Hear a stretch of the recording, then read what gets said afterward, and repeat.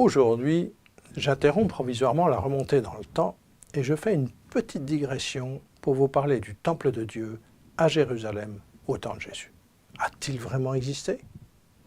La question paraîtra certainement saugrenue à plusieurs, mais puisque notre époque a le don de tout remettre en question, et que certains leaders politiques sont même allés jusqu'à dire qu'il n'y avait jamais eu de temple, je fais donc un petit pas de côté pour en parler. Et je saisis l'occasion pour revenir sur sa destruction, ce qui pourra nous aider à mieux saisir concrètement la réalité du jugement divin. Donc avant de parler des éléments tangibles qui subsistent, je dois d'abord resituer l'origine et l'histoire de ce temple très particulier. Dans le Nouveau Testament, les évangiles puis les actes parlent constamment du temple. Jusqu'à sa destruction en l'an 70 par les Romains, le temple est au cœur de la vie juive.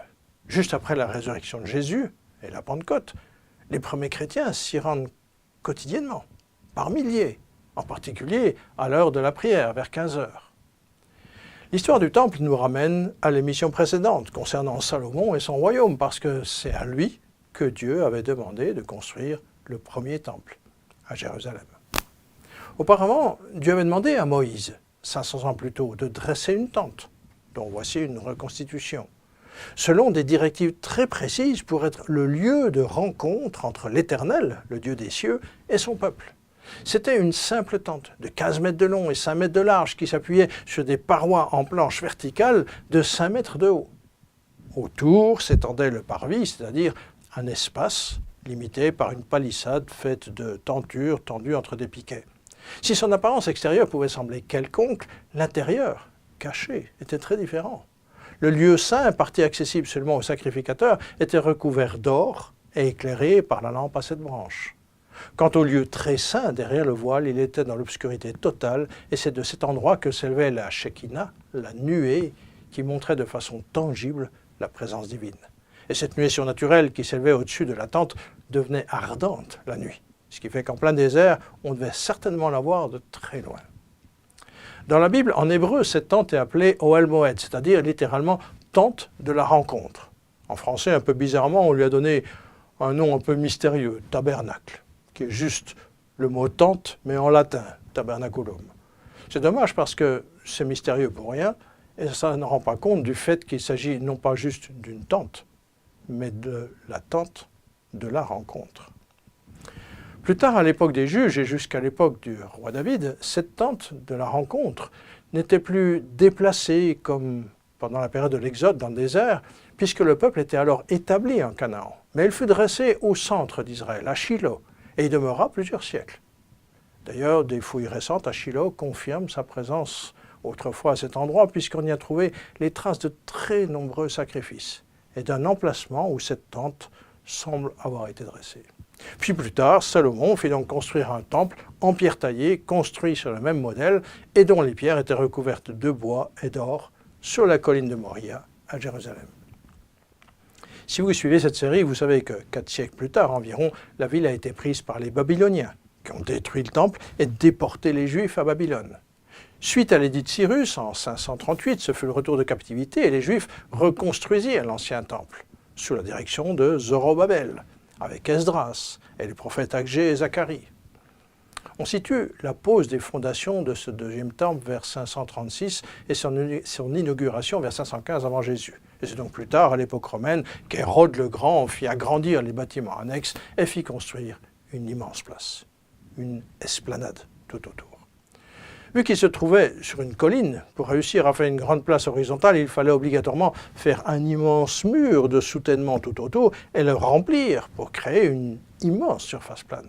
Ça a été un immense chantier, à la romaine, qui a duré des dizaines d'années et qui a demandé pas moins de 18 000 ouvriers. À l'époque, c'était le plus grand chantier de tout l'Empire. Hérode voulait impressionner et montrer ce que les Romains étaient capables de faire. Ce sont ces énormes murs de soutènement qui sont toujours là aujourd'hui, du moins dans leur partie basse, et dont la plus grande partie est cachée par des bâtiments. Et plus tard, au 7e siècle de notre ère, c'est sur cette grande esplanade que les musulmans ont construit le dôme du rocher et une mosquée. Quant au temple, le temple lui-même, il n'en reste absolument aucune trace. Pas même un morceau de mur, ou même juste une pierre, au point que son emplacement précis est même difficile à définir avec exactitude. Si on se souvient de la prophétie de Jésus qui avait annoncé qu'il n'en resterait pas deux pierres l'une sur l'autre, on ne peut que constater qu'elle s'est accomplie à la lettre. Plus tard, en 135, Jérusalem a même été entièrement détruite et Hadrien y a fait reconstruire une ville interdite aux Juifs sous peine de mort qu'il a renommée Aelia Capitolina. Le mont du Temple fut laissé à l'abandon avant d'y construire un temple païen dédié à Jupiter. Quand on se rappelle la volonté romaine d'édifier un immense complexe, un édifice qu'on venait de voir de très loin, et qu'on constate aujourd'hui qu'il ne reste aujourd'hui qu'une place vide de toute trace du temple, il me semble que ça devrait susciter au moins la réflexion. Bref, après ce survol historique rapide, venons-en au témoignage très complet de l'historien du 1er siècle, Flavius Joseph. Il a vécu personnellement la guerre qui a opposé les Romains et les Juifs à Jérusalem, et il rapporte en détail la destruction du temple. Ce long récit est donc un témoignage de première main. Celui qui dirige l'armée romaine de l'époque est le général Titus, qui ne deviendra empereur qu'en 79, soit 9 ans plus tard.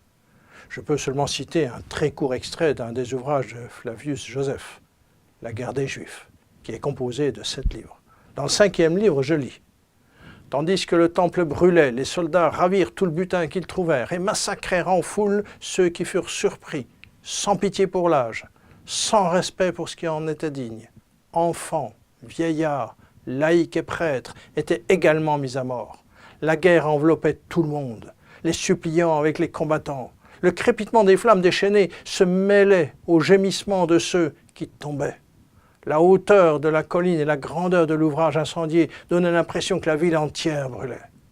À cela s'ajoutait un bruit terrible qu'on ne peut imaginer, fait de la clameur victorieuse des légions romaines, s'élançant en masse, des hurlements des factieux pris dans un cercle de fer et de feu, de la fuite éperdue du peuple, surpris sur la hauteur, tombant avec stupeur sur les ennemis et poussant des lamentations dans sa détresse. Ce récit nous donne une petite idée de cette ultime bataille aux abords immédiats du temple.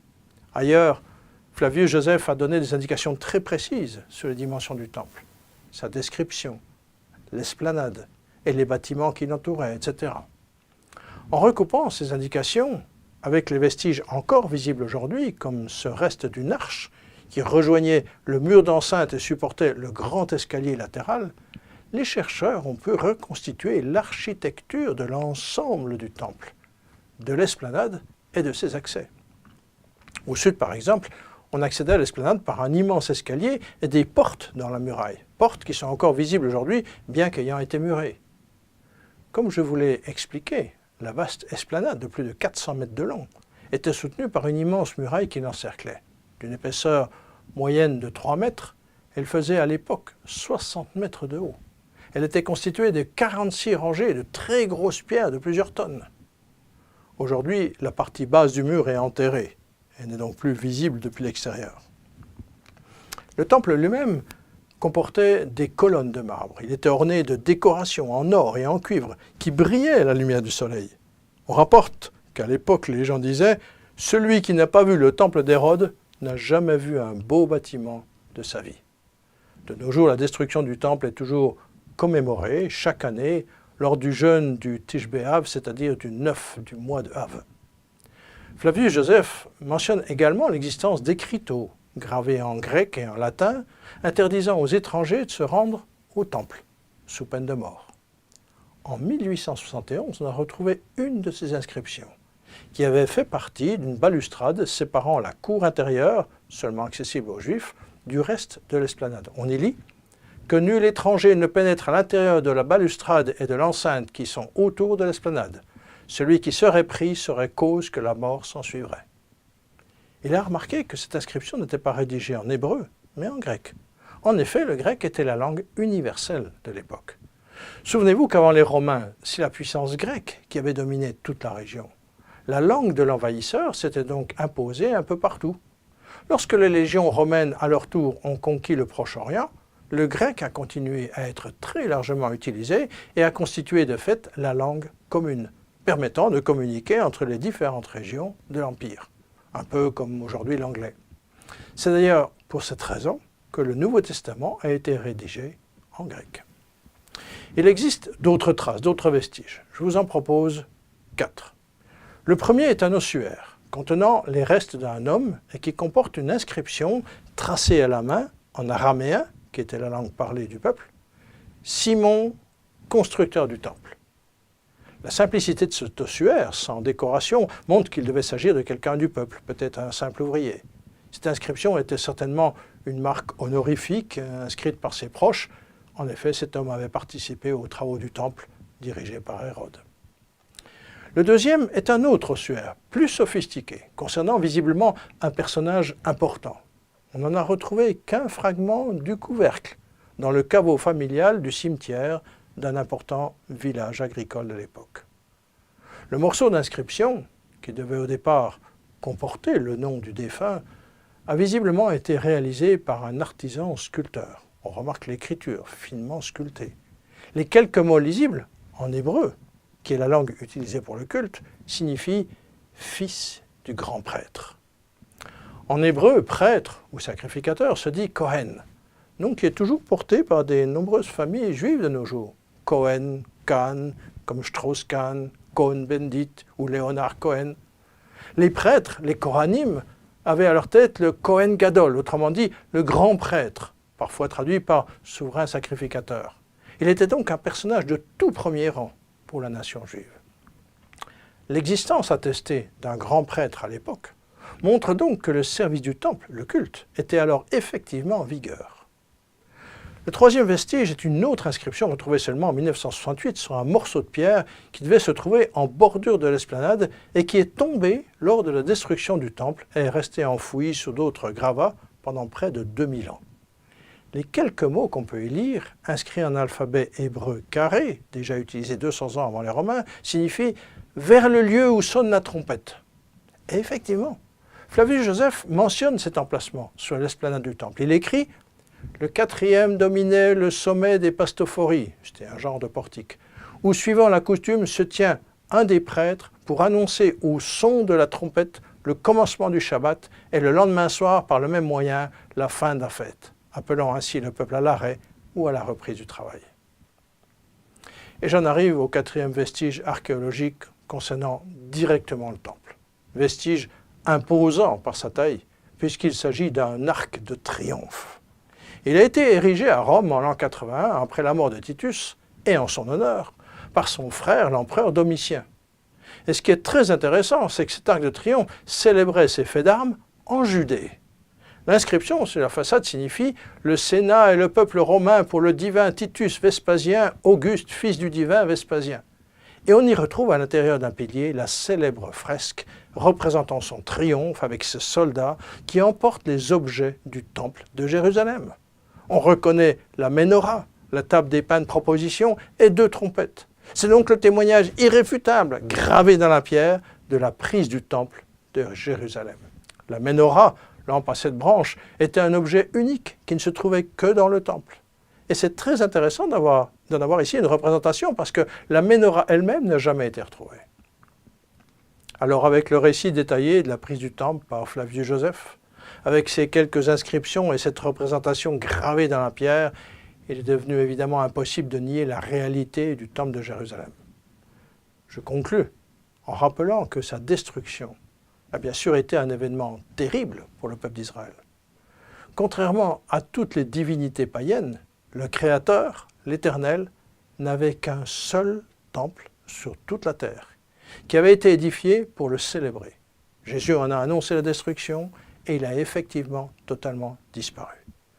Une telle réalité historique ne peut que nous inciter à considérer sérieusement la réalité des jugements annoncés dans la Bible, tout comme la réalité d'ailleurs des bénédictions pour ceux qui l'écoutent. Cette fois j'arrête et je vous laisse à votre réflexion.